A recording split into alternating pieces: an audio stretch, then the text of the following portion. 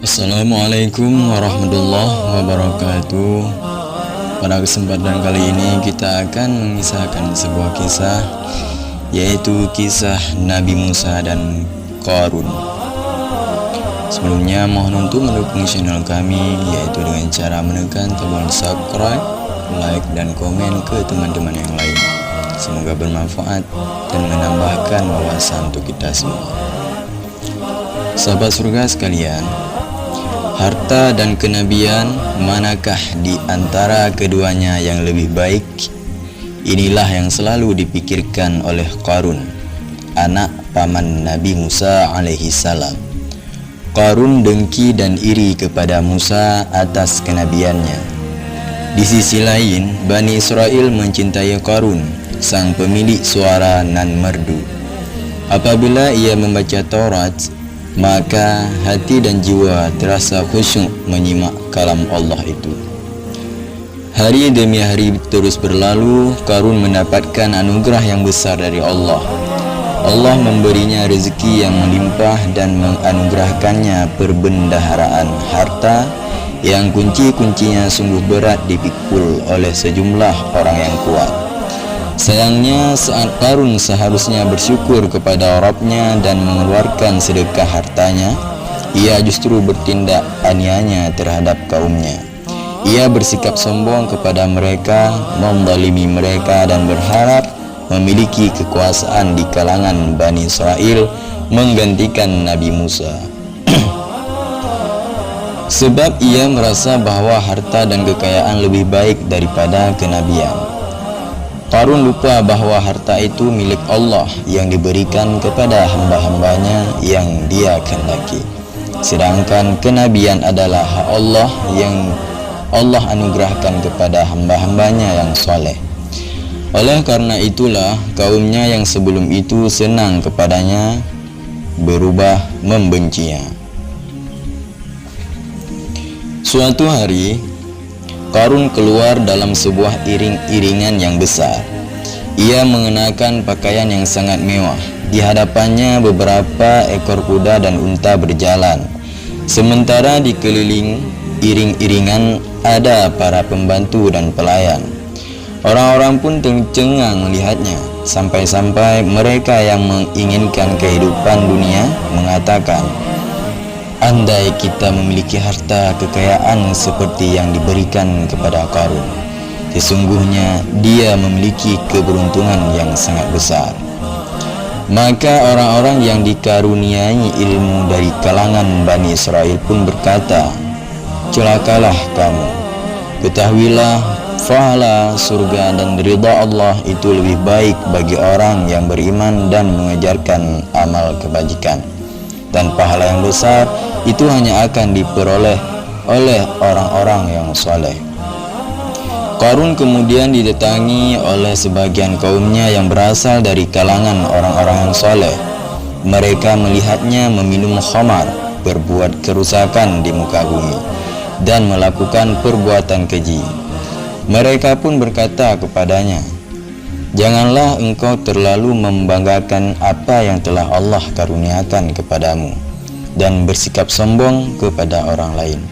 Sebab sesungguhnya Allah tidak menyukai orang-orang yang terlalu membanggakan diri lagi sombong. Jangan kau lupakan bahagianmu dari kenikmatan duniawi. Ambillah kenikmatan duniawi yang halal dan tinggalkanlah yang haram. Gunakan apa yang telah Allah karuniakan kepadamu untuk mencari kebahagiaan negeri akhirat. Berbuat baiklah kepada orang lain sebagaimana Allah telah berbuat baik kepadamu, dan jangan engkau berbuat kerusakan di muka bumi. Sesungguhnya Allah tidak menyukai orang-orang yang berbuat kerusakan. Kesesatan telah memenuhi hati Qarun dan setan telah menguasai hatinya. Ia pun menjawab, sungguh aku mendapatkan seluruh harta ini dengan kerja keras dan ilmuku. Tidak ada seorang pun yang memiliki andil di dalamnya. Allah mencintaiku dan oleh karenanya dia memberikan harta yang melimpah kepadaku, dan aku tidak akan memberikan sedikit pun kepada orang lain. Orang-orang yang berilmu itu kemudian menasihatinya. Mereka berkata, sesungguhnya Allah telah membinasakan umat-umat sebelum kamu yang telah kuat daripada kamu dan lebih banyak mengumpulkan harta. Para ulama itu kemudian pergi meninggalkan Qarun dengan kesombongannya.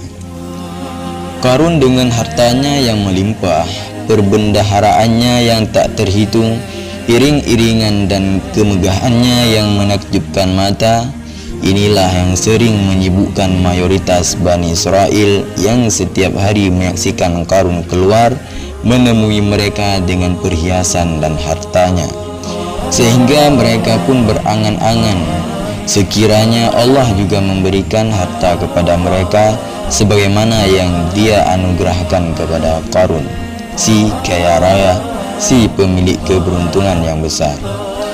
Dendam Qarun kepada Musa dan orang-orang Bani Israel yang berilmu semakin besar. Ia berambisi ingin segera meruntuhkan popularitas Nabi Musa supaya ia bisa mendapatkan kekuasaan dan kepemimpinan di tengah-tengah Bani Israel. Ini semua demi menggenapkan ambisinya, yaitu kepemimpinan setelah berhasil mendapatkan kekayaan dan kemewahan. Qarun berpikir, merenung dan memeras otak busuknya hingga pada akhirnya mendapatkan sebuah ide yang busuk. Qarun memanggil seorang wanita jalang yang berakhlak bejat.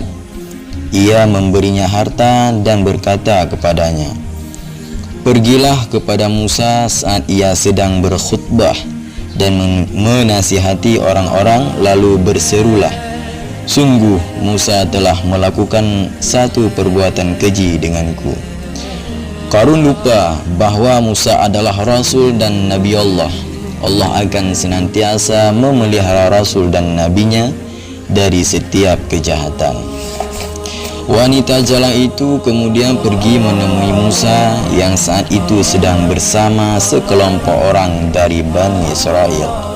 Wanita itu berseru, wahai Musa, sungguh aku datang untuk mengadukan kepada orang-orang tentang apa yang telah engkau perbuat denganku. Lalu Nabi Musa pun bertanya, memangnya apa yang telah aku perbuat denganmu, wahai hamba Allah? Engkau telah melakukan perbuatan keji begini dan begitu kepadaku. Wajah Nabi Musa alaihissalam memerah. Ia menghampiri wanita itu untuk menanyai dan memintanya bersumpah atas nama Allah tentang apa yang menyebabkannya berkata demikian kepadanya. Padahal ia adalah seorang nabi yang dilindungi Allah dari kesalahan. Wanita itu kemudian menyesal dan berkata, wahai Nabi Allah, Qarun anak pamanmu, dialah orang yang menyuruhku untuk berkata demikian. Nabi Musa dan Qarun saling mendoakan keburukan. Pada suatu hari Nabi Musa memanjatkan puji kepada Rabb-Nya karena telah menjelaskan ketidakbenaran tuduhan ini. Ia pun sujud syukur kepada Allah. Nabi Musa kemudian pergi ke tempat Qarun ditemani beberapa ulama Bani Israel. Nabi Musa menemui Qarun dan berkata kepadanya, wahai Qarun, kenapa kau menuduhku yang tidak benar? Qarun menjawab, Musa, jika kamu diberi keutamaan atasku dengan kenabian, maka aku diberi kelebihan harta di atas yang kau punya.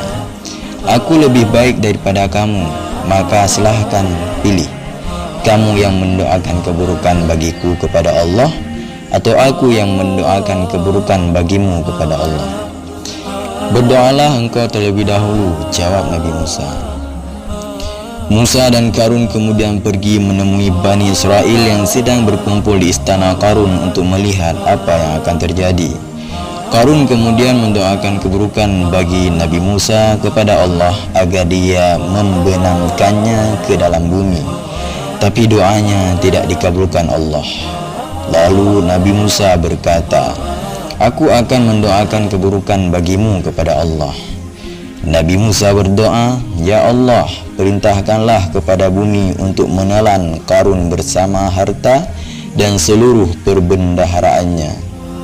Allah kemudian membenamkan Qarun dengan istana dan hartanya ke dalam bumi. Tidak ada yang dapat menolong dan menyelamatkannya selain Allah Azza wa Jalla. Tidak ada yang dapat menghindarkannya dari takdir Allah, dan ia tidak termasuk orang-orang yang dapat membela diri. Setelah menyaksikan kenyataan itu, jadilah orang-orang yang selalu memikirkan dunia. Mereka yang sebelumnya berangan-angankan kedudukan seperti Qarun merasa menyesal dan berkata, "Aduhai, benarlah kiranya Allah yang melapangkan rezeki bagi siapa yang Dia kehendaki di antara hamba-hambanya, dan membatasi bagi siapa yang Dia kehendaki di antara hamba-hambanya. Sekiranya Allah tidak melimpahkan karunia-Nya kepada kita, tentu Dia telah membenamkan kita pula. Aduhai, benarlah kiranya tidak akan beruntung orang-orang yang mengingkari nikmat Allah." Qarun binasa bersama dengan harta dan keterpedayaannya. Sekian kisah tentang Nabi Musa dan Qarun. Semoga menjadi pelajaran untuk kita semua agar selalu berasa syukur dan sabar terhadap nikmat Allah.